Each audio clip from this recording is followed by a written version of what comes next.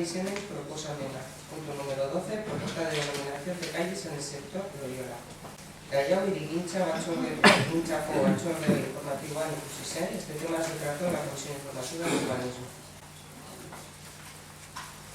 Bien, como ya cuento en la Comisión Informativa, traemos a este pleno la propuesta de la denominación y nombres de las futuras calles del sector de Loyola. Es un sector que en 9 calles tiene solamente 4. Actualmente en los planos del sector tienen como ejes. La propuesta es la siguiente: el eje 1 se propone que se denomine Urquisuodo-Calea. El eje 2 se propone que se denomine Loyola Servidea, calle perdón, ya existe, pero se titula de la misma. El eje 3 se propone que se llame Telleri-Calea y el 4 Echeldoa-Calea.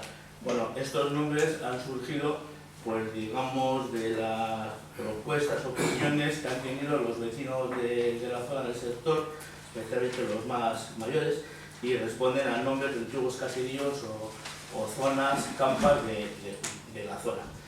Y asimismo también, y cumpliendo un acuerdo plenario de diciembre de 2008, bueno, en el cual se acordó denominar a una calle o plaza o espacio libre como Declaración Universal de los Derechos Humanos.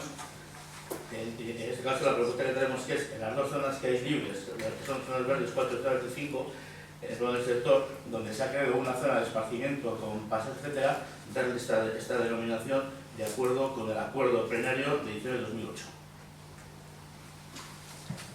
Esto ya se saldan, Berta, ¿es? Teresa, Gonzal. Vale, los partidos luego, amaikagarren, amabigarren puntu honen aldeko bozka.